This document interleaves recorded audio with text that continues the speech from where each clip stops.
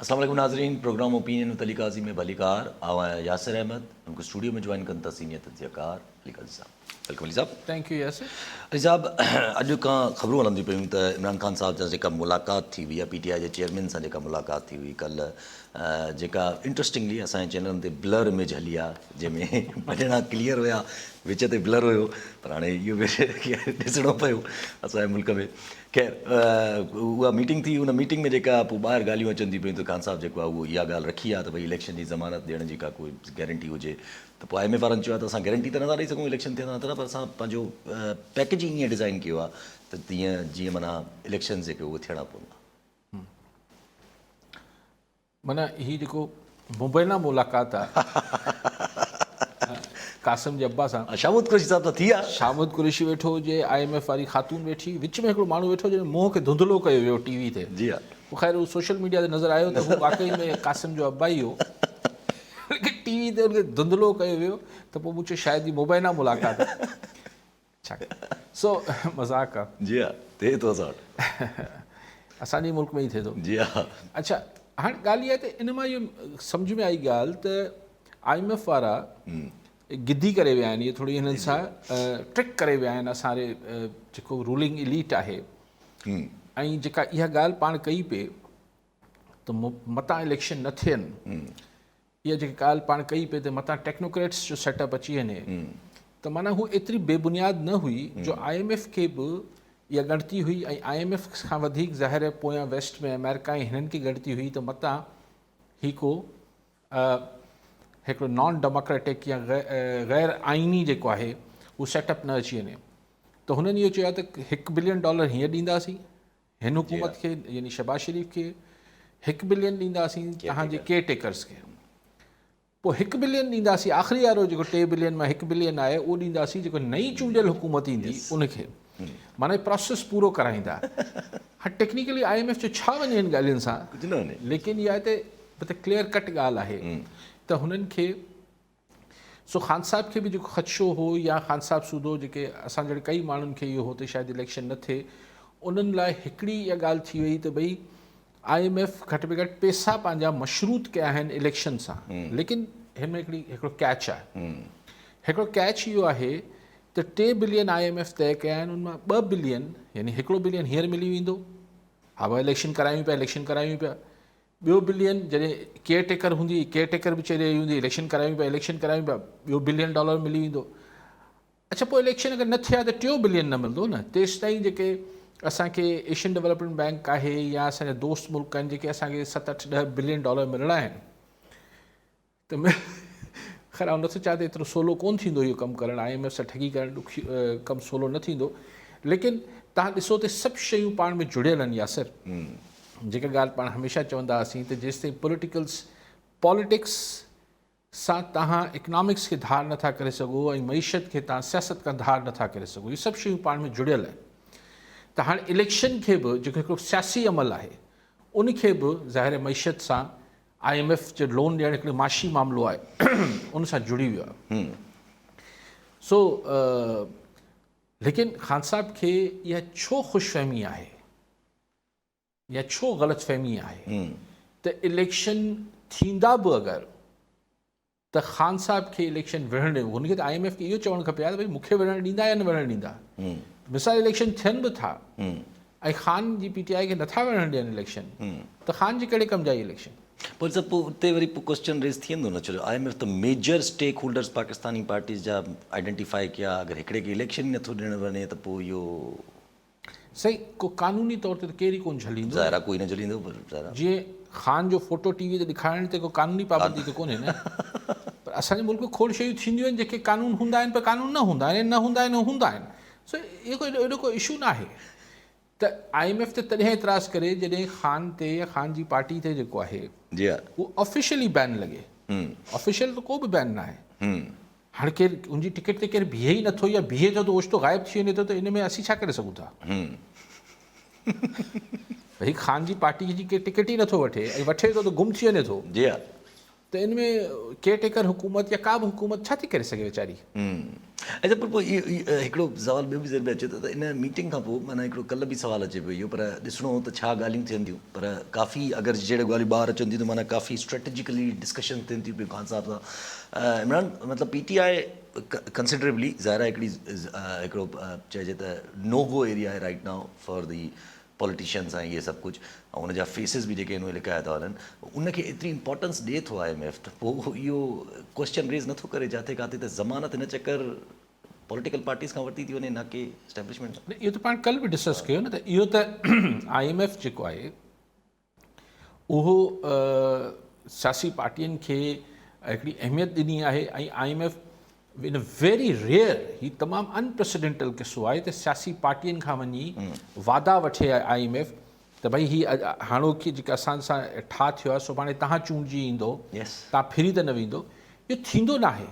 पर इहो थियो इन करे ई आहे जो पाकिस्तान जा हालात ई ग़ैर मामूली आहिनि, ऐं इहो डेफिनेटली ज़ाहिर आहे इहो IMF ख़ुदि न पियो करे, इन जे पोयां ज़ाहिर आहे मुल्कनि वेस्ट आहे सॼो। कॉल हिन सां गॾु नूर हुसैन चौहान दादूमा। जी चौहान साहब छा चवणु चाहींदा? सर लाइट जो मसइलो आहे असां वटि ॾाढो हिते दादू में, ख़ासि करे पीर कॉलोनी दादू पीर इलाही बख़्श कॉलोनी, हिते साईं पीर मुजीबुल हक़ बि आहे MPA, ऐं सैयद सालिह शाह जीवानी उहो बि MP आहे, पर हिते असां सां वॾो वेल लॻो पियो आहे सर।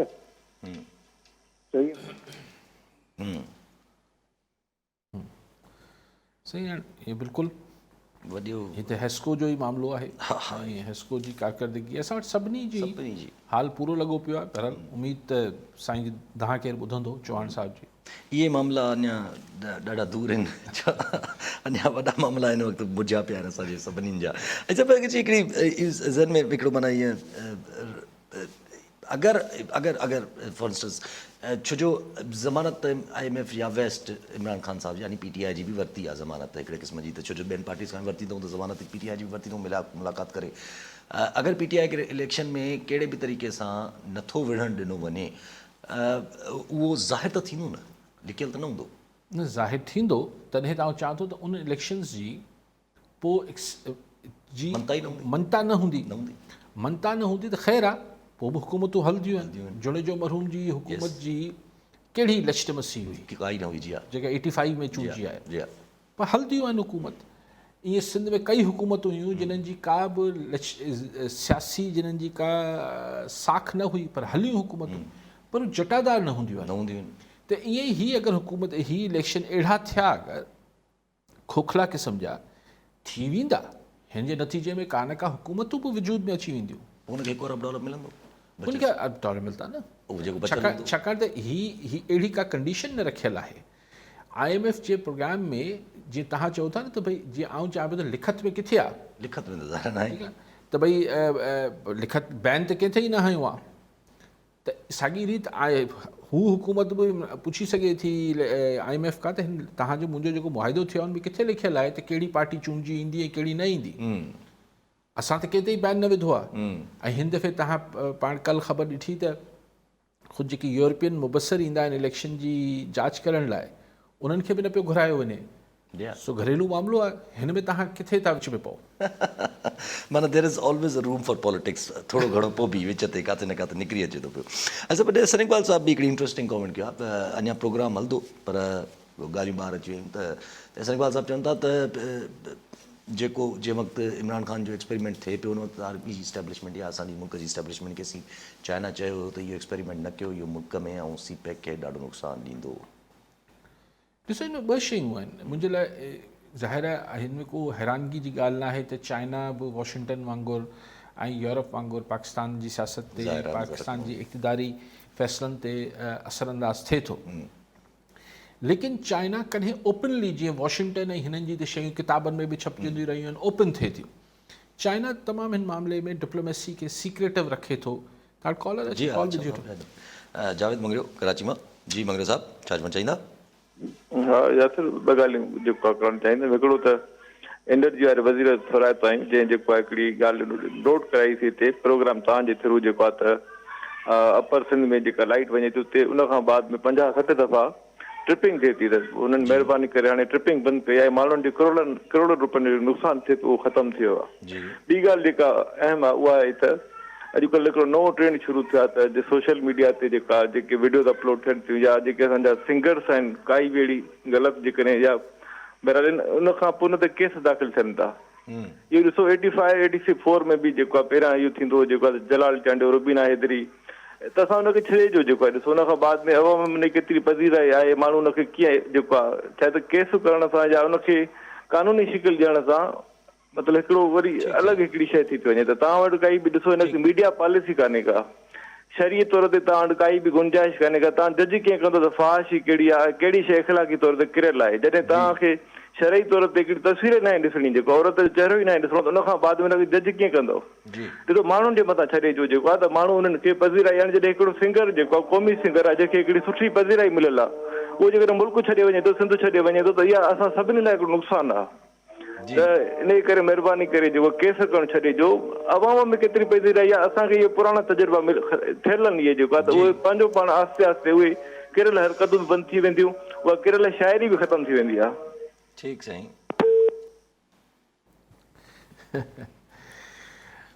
इलाही डिघो मौज़ू खोले छॾियो पंहिंजो मंगरियो साहिबु। हाणे ॾिसो न वाक़ई में त फहाशी छा आहे, इन ते सॼी दुनिया में बहस हलंदो रहियो आहे, हले पियो ऐं हलंदो रहंदो। सादत हसन मंटो ते बि केस थियो त हू फहाशी लिखे थो, पोइ हुन पाण केस ॾाढो ख़ूबसूरत मुक़दमो आहे, तव्हां पढ़ियो हुजे, जेको हुन पंहिंजा दलील पाण ॾिना सादत हसन मंटो। इहे इज़हार जी आज़ादी छा आहे? त साईं चयो त भई माण्हुनि खे आज़ादी हुजणु खपे, माण्हू कुझु बि ॻाइनि पिया या लिखनि पिया। इहो बि सालनि सदियुनि खां हिन ते बहस हले थो, सदियुनि न बि त सदी सवा खां हिन ते बहस हले थो त इज़हार जी आज़ादी केतिरी हुजणु खपे, न हुजणु खपे, केतिरी हुजणु खपे। इहो बहस हलंदो हो, अॼु बि हले थो ऐं आईंदा बि हलंदो रहंदो। सो क्वेश्चन इहा आहे त हीअ बहस त पाण मंगरियो साहिबु खुटाए नथा सघूं त केतिरी फहाशी छा आहे, छा न आहे। माण्हुनि खे जेको आहे अलाए हिकिड़ी पाकीज़ा शइ में बि गंद नज़र, अखियूं गंदियूं हुजनि थियूं त उते बि गंद नज़र अची वञे थो मिसाल। सो ऐं लाइक वाइज़ इज़हार जी आज़ादी लाइ बि आहे त भई मुंहिंजो नक जिथे शुरू थिए पियो उते तव्हांजी आज़ादी ख़तमु थियणु खपे।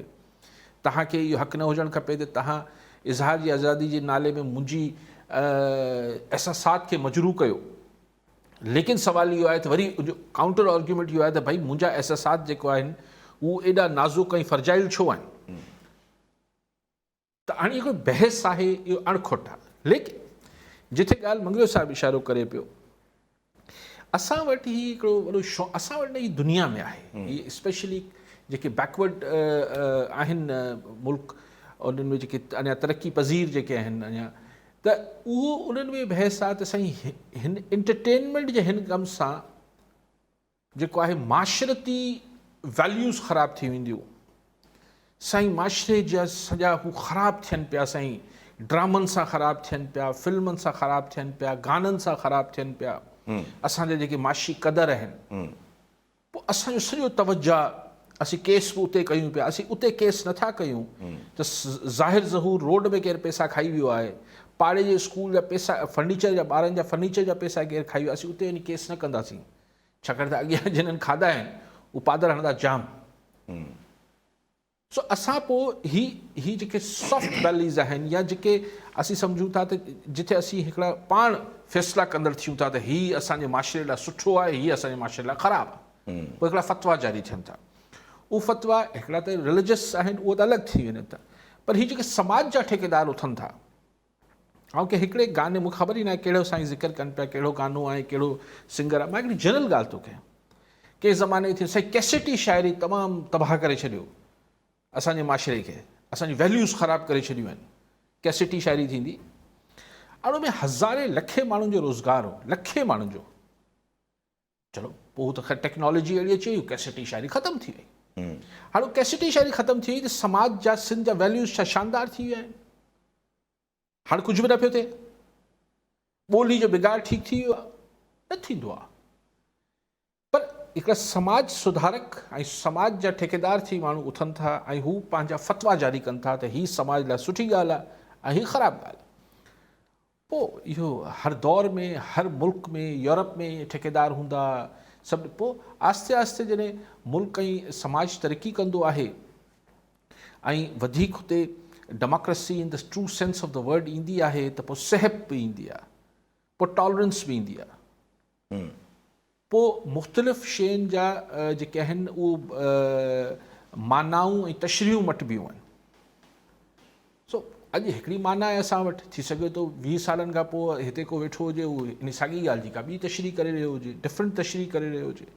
मिसाल असां वटि तमामु ज़रूरी आहे त उस्ताद क्लास में दाख़िल थिए त ॿार उथी बीहनि, यूरोप में नथा बीहनि, अमेरिका में त छा मतिलबु उते जो शागिर्द जेको आहे बेइज़ती थो करे उस्ताद जी, हुननि वटि तसवुर न आहे।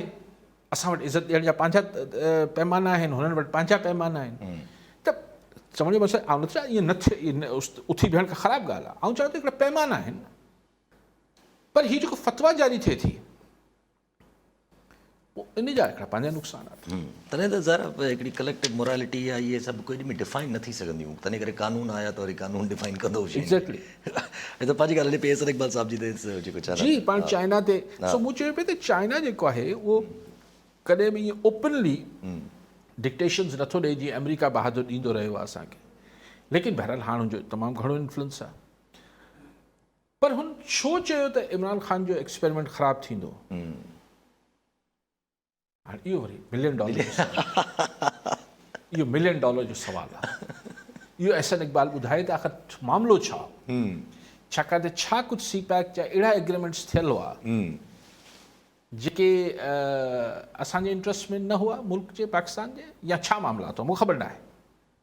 छो इमरान ख़ान एक्सपेरिमेंट जी मुखालफ़त थी रही? सो ऐं छा हींअर ऐं पाकिस्तान में पॉलिटिकल पार्टीज़ इहे ई आहिनि त नवाज़ शरीफ़ ॾाढो सूट पियो करे चाइना खे, पीपल्स पार्टी ऐं नवाज़ लीग सूट पियूं कनि चाइना खे। त अहसन इक़बाल छा चाइना जी जेको आहे उहो फेवरेट ऐं नॉन फेवरेट डिस्क्लोज़ पियो करे? चाइना खे पाण करे वठणु खपे। ऐं पोइ छा असांजी जेका असीं हिकिड़े पासे चऊं था त असां हिकिड़ी ख़ुदि मुख़्तार क़ौम आहियूं ऐं असांजी हिकिड़ी गैरत आहे ऐं असांजो हिकिड़ो मुल्की वक़ार आहे ऐं असां कंहिंजी डिक्टेशन ऐं असांजे घरू मामलनि में मुदाख़लत आहे, त जॾहिं अमेरिका या यूरोप या को ॿियो मुल्क चए त हीअ मुदाख़लत आहे, अगरि चाइना चए त मुदाख़लत न आहे छा? उहा बि आहे, ज़ाहिर सी ॻाल्हि आहे, जॾहिं होॾे आहे त होॾे बि आहे। ऐं अॼु पाण कल्ह बि बहस कयोसीं हिन ते त law and order situation Kandhkot Kashmore जी तरफ़ वरी कल्ह ई ख़बर अची वई त पुलिस जो SHO जेको आहे उहो खणी आयो। कश्मीर जो SHO खणी वियो, कश्मीर जो कश्मीर थाणे जो।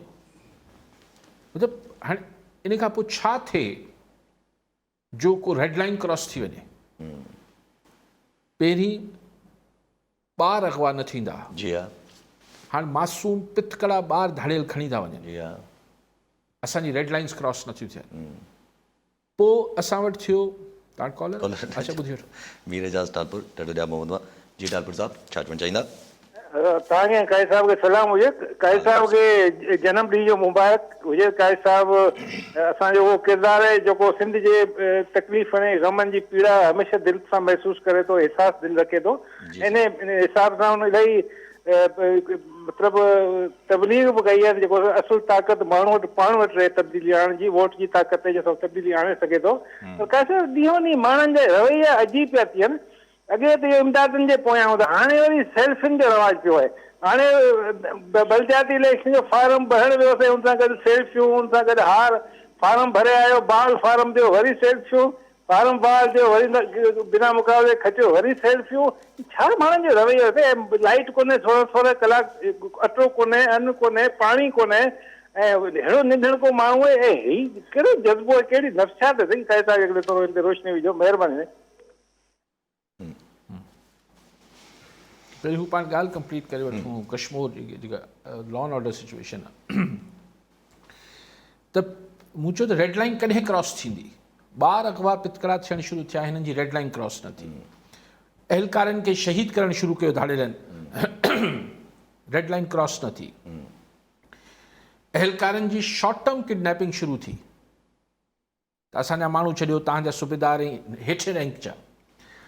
हाणे SHO कश्मीर यकीन इंस्पेक्टर लेवल जेको माण्हू हूंदो, ऑफिसर, DSP शायदि न DSP न हूंदो। अच्छा गॉड नोज़, बहरहाल इंस्पेक्टर लेवल त घटि में घटि हूंदो न। हाणे खणी आहिनि या हुनखे विहारे छॾियो अथनि। आख़िर पुलिस जी रेड लाइन कॾहिं क्रॉस थींदी, कॾहिं पैमानो लबरेज थींदो। जी हा, इंसान जेके आम माण्हू आहिनि उन्हनि जो त पैमानो लबरेज थी उन ई पैमाने में ई हाणे ॿुॾण शुरू थी विया आहिनि। पाणी चवंदा नक खां मथे वञे, नक खां मथे त अलाए कॾहिं को चढ़ी वियो आहे। माण्हुनि जा बचा, माण्हुनि जी प्रॉपर्टीज़, माण्हुनि जो का शइ महफ़ूज़ न आहे। पर असांजा माण्हू जेके आहिनि हू हिकिड़े कलेक्टिव थॉट में अचनि ई कोन था। त जेके तव्हांखे हिकिड़ा छिड़विछड़ क़िस्म जा एहतिजाज, छिड़विछड़ क़िस्म जा जेके आहिनि रिएक्शन्स, छिड़विछड़ क़िस्म जा सोशल मीडिया ते हिकिड़ा रद्दमल नज़र अचनि था। असां वटि को कलेक्टिव थॉट अचे नथी। उहो त असांजी हिकिड़ी सोसाइटी जा पंहिंजा इशूज़ आहिनि। पर पुलिस त हिकिड़ो इदारो आहे जंहिंजो कमु आहे, जंहिंखे पघार हिन ॻाल्हि जी मिले थी। हीउ जेको SSPs जी पाण में इनफाइट आहे, यानी भाई सवाल इहो आहे त जेके वढ़नि पिया सभिनी खे हटाए छॾियो न। ऐं नथो चाहे हिकिड़ो सही आहे या ॿियो सही आहे। ऐं चवां थो अगरि SHO अगवा थींदा, सुभाणे DSP ख़ुदा न ख़ास्ता, सुभाणे SSP। हीउ SSP कहिड़े ज़ोम में आहे, कहिड़ी ख़ुशी में वेठा आहिनि। जी हा, त हिननि ते न थींदो। केॾी महिल त ॿ टे पुलिस वारनि सां गॾु बि त हूंदा आहिनि न। अगरि नौबत उते हली वई आहे ऐं एॾा बेवस आहे पुलिस, ही हर ही रेड लाइन छा आहे? ही त रेड जी अलाए लीका मिटाईंदा वञनि था, पंहिंजी रेड लाइन अॻिते वठंदा वञनि था। माण्हुनि खे सही अज़ाब आहे, माण्हुनि खे 10-10 कलाक, 15-15 कलाक, 20-20 कलाक लाइट कोन्हे।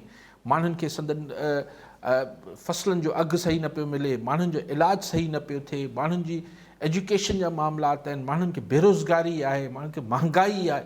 ये सभु सूर बर्दाश्त करे करे करे के आख़िर में जेको आहे सिक्योरिटी बि न आहे। तव्हां सोचो हिन महिल कश्मीर छॾियो, हिन सॼे अपर सिंध में आम माण्हू बि छॾियो, पुलिस वारनि में केतिरो ॾका हूंदो आहे, ऐं हिकिड़े आम पुलिस वारे में केतिरी फ्रस्ट्रेशन हूंदी। ज़ाहिर आहे। ॾिसो पटे भाई बि त को हिसाबु हूंदो आहे न यार। जी हा, यानी ही धाड़ेलनि जे साम्हूं 100, 200, 300, 400, 500 धाड़ेलनि जे साम्हूं पुलिस एतिरी बेवस लाचार थियल आहे। अलाए ख़ुदा ख़बर त छा डिज़ाइन आहे, को डिज़ाइन आहे हिन सभु शइ जे पोयां। हीअ जेका नज़रिया तहमुल पुलिस इस्तेमालु करे पई, नज़रिया बर्दाश्त, हिन जे पोयां कुझु ॿियो आहे। अच्छा, पुलिस त चवे थी पई अॼु बि SSP कश्मीर उते चवनि था पिया त ॾाढो साईं हिकिड़े SSP खां ज़ोर आहे किसो। आउं तव्हांखे गुज़ारिश कयां, हिकिड़े SSP खां न थींदो हिकिड़े इलाइक़े जी। ॾिसो छाकाणि त ही अलॻि को मुल्क न आहिनि, ही ज़िला आहिनि, ही तालका आहिनि। हिकिड़े ज़िले में, हिकिड़े तालके में ऐं अंदरि कचे जा इलाइक़ा जुड़ियल आहिनि पाण में। भला हिकिड़ो धाड़ेल जेको आहे क्लीन शेव थी बस में चढ़ी हलियो वेंदो त हर बस मां माण्हुनि खे पुलिस वारा ॾिसंदा वठंदा छा? वञी ॿिए उन में लहंदो। ही कलेक्टिव हिकिड़ी एफर्ट थियणी पवंदी। उहो जॾहिं ऐं मसइलो इहो आहे त डिस्ट्रिक्ट जा SSPs पाण में नथा ठहनि, त पोइ इहे हिकिड़ी गॾियल हिकमत अमली किथां जुड़ंदी? हू हिक ॿिए खे जीअं कंहिं ज़माने में ही SHO लेवल जी रांदि हूंदी हुई त हिकिड़ो SHO ॿिए SHO जे हद में ॾोह कराईंदो हो त जीअं हू नाकाम थिए। हाणे अगरि इहे जंग वञी SSP लेवल्स ते पहुती आहे। अच्छा, पोइ हिननि जा जीअं चइजे त SSPs खे बि अगरि जीअं जांच हो त कढी छॾियो, अगरि जे ॿई अगरि एॾो मसइलो था कनि या टई जेके बि पाण में वेठा अगरि इनफाइटिंग लॻी पई आहे त कढी छॾियो उन्हनि खे। पर उहो बि त ॾुखियो आहे न, त उहो वरी उन में पॉलिटिक्स इन्वॉल्व थी वञे, उहो त IG जे हथ खां ई ॿाहिरि थी वञे ॻाल्हि। सर ॾिसो, मां त आउं त तव्हां सां इतफ़ाक़ कंदे बि, पर आउं तव्हां खां पुछां थो त भला पोइ छा त कयूं? छा कयूं? फ्रस्ट्रेशन हिकिड़ी एतिरी शदीद थिए थी, एतिरो अजीब बेवसी ऐं मायूसी जो माण्हू शिकार आहिनि। ऐं हिकिड़ी बसि ख़ैरु आहे भई ॿार अगवा थिए, हा सही 40-50 माण्हू अगवा थियनि, बाज़ियाब थी वेंदा बाबा। सही SHO अगवा थी वियो आहे, कयूं था ऑपरेशन कयूं था, ऑपरेशन थींदो। उहो ई ॾाढो उहो ई ज़ीरो टॉलरेंस नथा ॾेखारीनि। जी हा, जी हा, जी हा। ज़ीरो टॉलरेंस छा? वॾी टॉलरेंस, वॾी टॉलरेंस हिन वक़्तु वॾी टॉलरेंस आहे। Zero tolerance. बाक़ी मीर साहब चयोसि त हीउ छा रिवाज आहे सेल्फियुनि जो? जी हा, उहो त सही अॼुकल्ह मज़ाक थिए थो त को जनाज़ो पियो हुजे त उन सां बि गॾु वञी जेको माण्हू सेल्फियूं कटराईंदा आहिनि त भई आख़िरी सेल्फी मरहूम सां गॾु।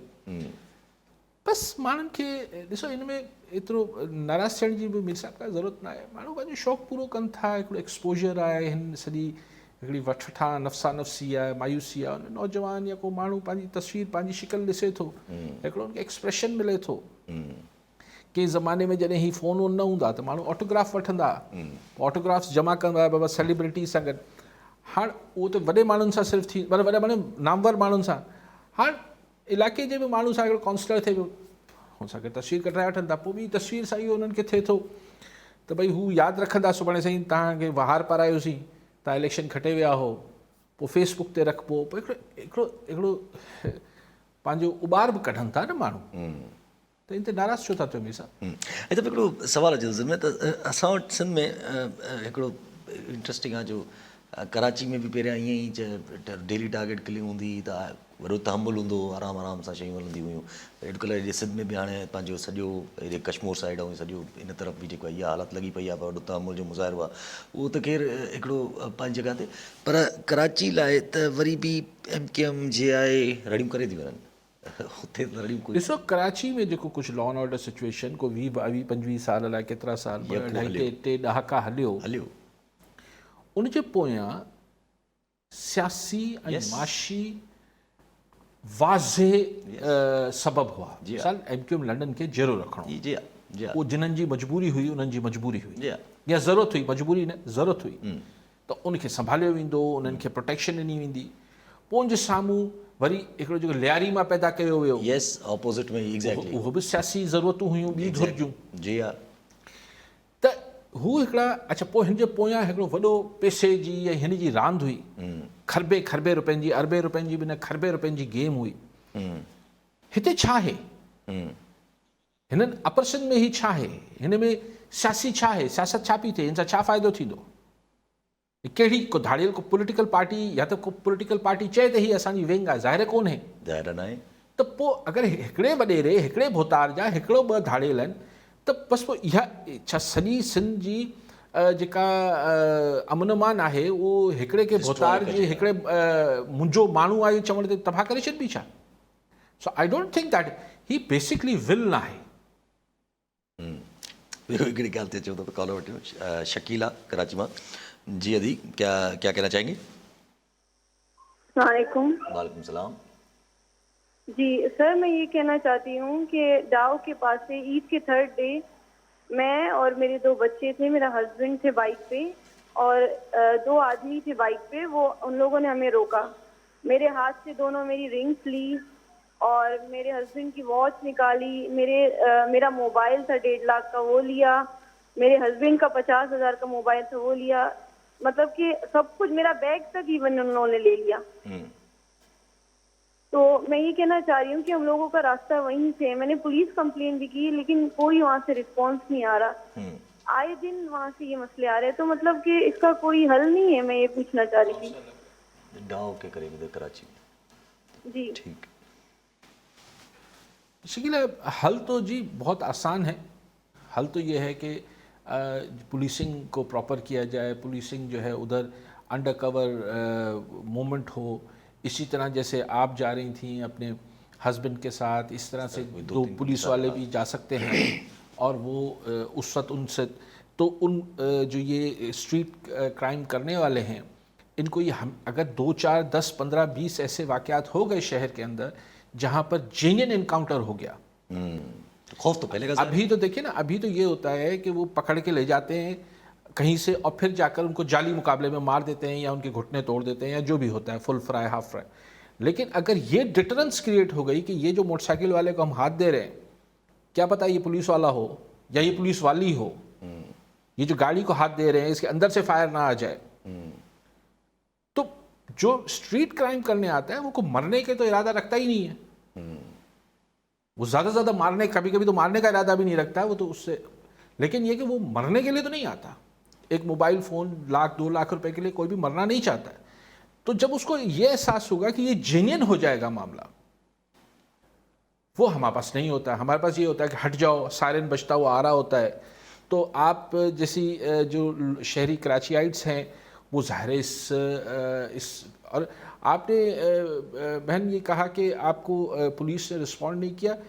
पुलिस से बात करें वो बोलते जी ओहो इतने होते हैं कराची में, अनगिनत वाक़यात होते हैं। स्टोलन भी न लिखंदा आहिनि FIR ते, लॉस्ट लिखंदा आहिनि, छो जो उन्हनि जी तो वो कहते हैं कि जी ऐसे सवे वाक़यात रोज़ हो रहे हैं, जी हाँ, कितनों को जवाब दें। तो ये एक उनकी नज़र में मामूल है, लेकिन जैसे आपके लिए आपका फ़ोन, आपकी पैसे, ज्वेलरी, और सबसे बड़ी बात हरासमेंट जो इस फैमिली पे, अब पता नहीं इनके बच्चे कितने बड़े थे, छोटे थे, बड़े, लेकिन अगर 5-7 साल के भी होंगे तो उनको जो हरास हुए होंगे, जो खौफ इन इस फैमिली को मतलब बहुत सालों तक हॉन्ट करेगा, डराता रहेगा, लेकिन पुलिस के लिए वो रोज़ का मामूल है।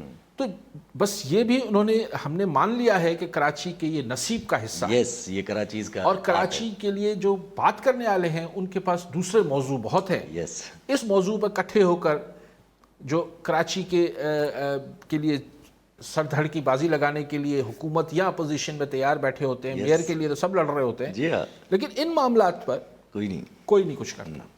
कॉलर सागर अख्तर मैसर पिरगोट मां। जी मैसर साहब, छा चवणु चाहींदा? साईं कायद साहब खां सवाल हुयो त IMF सां जीअं ई शर्त IMF मंज़ूर कया त असांजे वज़ीर आज़म साहिबु बाक़ाइदे प्रेस कॉन्फ्रेंस करे मुबारकूं पियो ॾिए त असांखे कर्ज़ जी किस्त जेको आहे बहाल थी वई आहे। कर्ज़ मिलण ते वज़ीर आज़म मतिलबु त मुल्क जो वज़ीर आज़म ख़ुशि हुयो जी, त कर्ज़ मिलियो, ऐं उहो बि एतिरा शर्त जिन जी ज़मानत सऊदी अरब ऐं UAE खां बि हुननि वरिती आहे। जी, उहो उन खां पोइ बि अञा IMF राति हिननि खे इमरान ख़ान ॾे बि मोकिलियो अथई, अञा हुतां इमरान ख़ान उन्हनि सां मतिलबु अहिड़ी सिचुएशन, अहिड़ी हालत में स्टेट सां अहिड़ी हालत आहे। ऐं ख़ासि करे त असां अॼु त इहो चवंदासीं त शुकुर थियो बंगाली त असां मुंहिंजा छॾाए विया, त उहे घटि में घटि हिन अज़ाब में न आहिनि जहिड़े अज़ाब में असां हलूं था। हाणे ॻाल्हि असुल इहा आहे त असां पंहिंजी सिंध जी ॻाल्हि था कयूं त असां ज़ुल्फ़कार अली भुट्टो 80 खां वठी 88 ताईं असां वटि बाक़ाइदे शऊर जो एजुकेशन हली, तहरीकूं हलियूं सिंध में, सभिनी ॿियनि सूबनि खां वधीक सिंध में जेको आहे हलियूं। ऐं 88 में जेका इलेक्शन थी उन में बेनज़ीर साहब आहे जेका बीठी, उनजी इस्टेब्लिशमेंट बिल्कुलु मुखालिफ़ हुई। उन हूंदे बि पीर पागारो, मुमताज़ भुट्टो, गुलाम मुस्तफ़ा चतुई जहिड़नि शिकस्त, पर बाक़ाइदे बुरी तरह शिकस्त, मतिलबु एतिरी अवेयरनेस हुई असांजे सिंध में। अॼुकल्ह असां वटि अहिड़ी आहे जे हर शइ जो ज़ुल्म थी वियो आहे, हर शइ जी स्टेट हद करे छॾी आहे, पोइ बि को ॿाहिरि निकिरण लाइ तयारु न आहे। त छा थी सघे थो अॻिते का रोशनी उमेदु आहे त पंहिंजे सिंध जे लाइ त निकिरण जी का उमेदु आहे त सिंधी खे निकिरंदा सयूं, या ईअं ई का? ठीकु साईं, ॿियो बि कॉलर नसीर बुगियो कराची मां। जी बुगियो साहब, छा चवणु चाहींदा? साईं अस्सलाम वालेकुम काई साहब, छा हाल आहे? ख़ुशि आहियो? ख़ैर ठीकु आहे? जी साईं, ॻाल्हि इहा आहे त इहो IMF भला हिन सां PTI चेयरमैन सां मुलाक़ात कई, मां सम्झां त मुस्बत जवाबु मिलियो आहे। जी साईं, ॿियो इहो जेको अॻी हींअर कॉल करे चयो त भई इहो स्ट्रीट क्राइम आहे कराची में, हीअं आहे त इन में साईं असांजो जेको अंदाज़ो आहे 80-90% पुलिस हवाला ख़ुदि आहिनि। IG सिंध खे तमामु घणो एक्शन वठणु खपे। जी साईं, ऐं ॿिया माण्हू बि आहिनि पर पुलिस वारा ख़ुदि इन्वॉल्व आहिनि, जेको असांजे खे ॿुधण में थी अचे ॻाल्हि। तो महिरबानी करे मां तव्हांजी तवसु सां चवंदुसि त IG सिंध जेको आहे सो एक्शन खणे। ॿियो मुंहिंजो काई साहिब खे हिकिड़ी रिक्वेस्ट हूंदी की अगरि इलेक्शन थिए थी त काई साहिब खे मैदान में लहणु खपे, असां हुन सां गॾु आहियूं। ठीकु साईं, ठीकु। मैसर साहब जेका ॻाल्हि बाक़ी त सॼी हुननि हिकिड़ी सिचुएशन बयानु कई त भई अहिड़े असीं हालत आहियूं जो कर्ज़ मिलण ते असीं मुबारकूं वसूल कयूं था, पोइ बि IMF चए थी अञा असांखे ख़ातिरी इमरान ख़ान ॾे, ॿिया ॾियनि। उहो त सही हिकिड़ो मुख़्तसर ख़ाको मैसर साहब ॿुधायो। आख़िर में साईं चवणो त सही ॾिसो 88 में जेको कुझु थियो उनजे पोयां तव्हां ॾिसो त कई वाक़ियात आहिनि। 70 में सिंध पीपल्स पार्टी खे अक्सरियत में वोट न ॾिनो, 2 MPs शॉर्ट हुआ, 2 या 3 MPs वोट घटि हुआ भुट्टो साहिब जी पीपल्स पार्टी खे। पंजाब मां अक्सरियत मिली, सिंध मां 3 MPs जी खोट हुई। पोइ शायदि बहरहाल हाणे उन नाला ग़लति न चई वञा, उन्हनि पोइ साथ ॾिनो तंहिंजे करे सिंध में पीपल्स पार्टी जी हुकूमत ठही। पर पोइ छा थिए थो त 79 में भुट्टो साहिब खे शहीद कयो वञे थो। उहो सिंधियुनि खे ईअं लॻो त ॼण हुननि सां हिकिड़ी ज़्यादती थी आहे। पोइ इते ॻाल्हि खुटी न, जेको 77 खां 86 ताईं 85 ताईं हिते जेके मार्शल लॉ अथॉरिटीज़ रहियूं उन्हनि बि सम्झो त हर सिंधी जेको आहे उहो पीपल्स पार्टी जो आहे, तंहिंजे करे हिननि सां रवैयो अहिड़ो रखियो वियो जी हा, ॼण पर्सनल मामिलो थियो। सो हुन में पोइ इलाही फैक्टर्स आहिनि। पोइ 83 जी मूवमेंट हले थी, 83 जी मूवमेंट अगेन असांजो आम माण्हू पॉलिटिकल वर्कर ही लेफ्ट जी पार्टियूं पलीजो साहब ही त हुन त गॾु हुआ, पर सिंध जो जेको वॾेरो आहे अपर क्लास ज़रई समाज जे हवाले सां ग़ुलाम सजतोई हे मखदूम साहिबान हे सभु निकिता, त पोइ हेठियों माण्हू त लामुहाला हुन तहरीक में शामिलु थियो, त हू हिकिड़ो पूरो हिकिड़ी टोटल कमिटमेंट सां सिंध विढ़ी। लेकिन उहो पोइ को movement for the restoration of democracy खां वधीक उनजो हिकिड़ो खाको ठही वियो त हू को सिंधियुनि जी तहरीक आहे, सिंधियुनि जी तहरीक आहे, वो मुल्की तहरीक बदिरां हिकिड़ी सिंधियुनि जी तहरीक ठही वई। तो अच्छा तव्हां कॉल जफर नकवी हैदराबाद में। जी नकवी साहब क्या कहना चाहेंगे? साहब बहुत शुक्रिया सर, टाइम कम है, मुख्तसर सा मैं अर्ज करना चाह रहा हूँ सर, ये जिस तरह ये खातून शकीला ने कहा और कराची में कहा, पुलिस तो मजबूर है, पुलिस तो जाहिर है ये जो कच्चे के इलाके में भी बहुत सारे लोगों की प्रॉपर्टीज हैं जो पॉलिटिकल फिगर्स हैं बड़ी बड़ी और उनके ताल्लुकात हैं। दूसरे अब एक नया ट्रेंड चल गया है सर, हमारे सिंध के गवर्नर साहब ने 100 बकरे तकसीम किए हैं कि जी जिनके जो मारे गए बेचारे स्ट्रीट क्राइम में, तो उन्हें ये बकरे अपने घर में वो कुर्बान कर दें। 100 ऊँट कुर्बान किए। हम लोग खेल रहे हैं लोगों से सर, ये क्या अब ये एक नया तबका बनेगा कि ये स्ट्रीट क्राइम हुए तो उनको भी एक एक बकरा मिलेगा? हाजी साहब हमने क्या खेल बना दिया, कुर्बानी सिर्फ साहिब सरवत पे जायज है, ये ड्रामेबाजियां कर करके पुलिस पे अगर ये प्रेशर दे, ये मरकजी इनका वो गवर्नर मरकज का नुमाइंदा होता है, खेल रहे हैं और हम खेल के हम फुटबॉल बने में सर। वेरी सॉरी टाइम का मैं रोशनी डाले सर, थैंक यू सर। जी ठीक है सो टाइम घटि आहे, तकड़ में ॻाल्हि करे सो मैसर साहब जी ॻाल्हि खे तकड़ में हिते कंक्लूड कयां थो त हू जेका फिज़िकल माण्हू विढ़िया उहे 83 में, पोइ 86 में ख़ासि न, पर 83 जी मूवमेंट, पोइ 88 में वोट सां माण्हुनि खे विढ़ण जो हिकिड़ो आसान तरीक़ो नज़र आयो। पोइ वॾा वॾा बुत किरिया सिंध में, सभु कुझु थियो। पोइ उनखां पोइ जो माण्हू वोट जी ताक़त खे उनखे पोइ मैनिपुलेट कयो वियो, मैनेज कयो वियो। अॼु हू 500 रुपया 1000 बिरयानी जी थैली ऐं पोइ जेको कुझु आहे हाणे त पोइ केॾी महिल तफ़सील सां मैसर साहिबु ॻाल्हाईंदासीं। सिंध जा माण्हू, को बि माण्हू, सिंध जा माण्हू न, कॾहिं केरु उथड़ी पए थो इन जी अगति केरु नथो करे सघे, ऐं केरु 1000 साल ताईं न उथे इन जी बि का अगति नथी थी सघे। पोइ बुखियो साहिबु चयो त पुलिस वारा इन्वॉल्व आहिनि। पुलिस वारा जेके आहिनि पाण बि अगरि स्ट्रीट क्राइम कनि पिया, ऐं हुते कश्मीर पुलिस वारो पाण बि अगवा थिए पियो, कश्मीर वारो, ख़ुदा ख़बर सही हाणे छा हमदर्दी कयूं या हिननि जी तनक़ीद कयूं, लेकिन बहरहाल end of the day police high command ऐं गवर्नमेंट जी ज़िम्मेदारी आहे त हीअ शयूं ठीकु थियणु खपनि।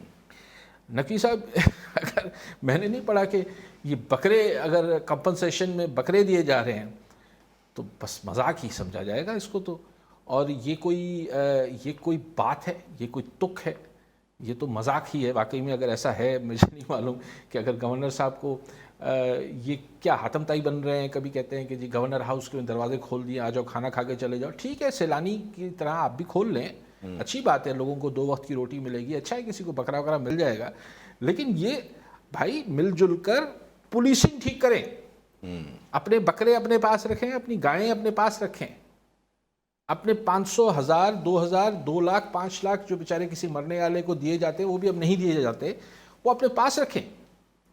कंपनसेशन देना बंद की सोच छोड़कर उस कंपनसेशन के बकरे जितने खरीद कर रहे हैं वो पुलिस को बेहतर कीजिए, पुलिसिंग ठीक कीजिए।